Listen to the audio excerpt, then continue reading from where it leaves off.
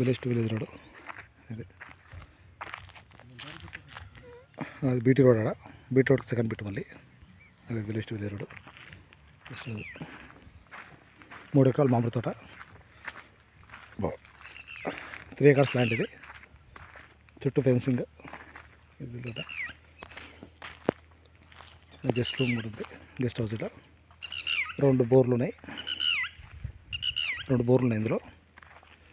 ఇది land.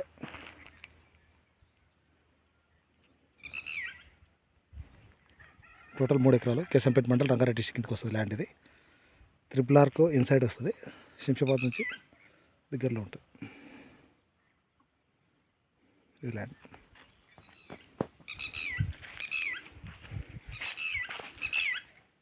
Guest house, labour room separate ఉంది ఇందులో.